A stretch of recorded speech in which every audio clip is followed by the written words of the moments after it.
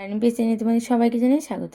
আজ আমি তোমাদের সপ্তম শ্রেণীর বাংলা সাহিত্য মেলার বইয়ে মাতৃভাষা কবিতাটি লাইন সহ বোঝাবো। মাতৃভাষা কবিতাটা কার লেখা? কেদারনাথ সিংয়ের লেখা। তাহলে চলো শুরু করি কবিতাটি। পিঁপড়ে যেভাবে ফেরে নিজের গর্তে, কাঠঠোকরারা পাখি কাঠে ফেরে, বায়ুযান একে একে ফিরে আসে লাল আকাশে ডানা মেলে বিমানবন্দরে। কি বলছে?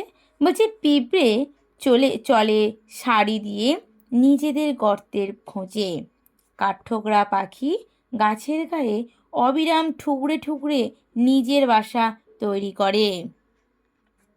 দিনের শেষে নিজের তৈরি এই বাসাতেই ফেরে কাঠঠোকরারা।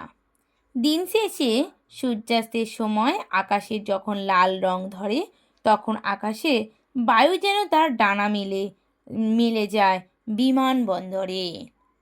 ও আমার ভাষা, আমি তোমার ভিতরে ফিরি, চুপ করে থাকতে থাকতে যখন আমার জীব অসাড় হয়ে যায়, আমার আত্মা দুঃখ হয়ে ওঠে। কি বলছে কবি?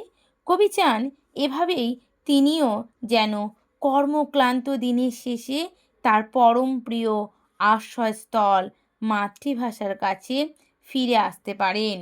মাতৃভাষার সঙ্গে বিচ্ছেদ তার কাছে অসহ্য মনে হয়, তার অন্তরাত্মা দুঃখিত হয়ে ওঠেন।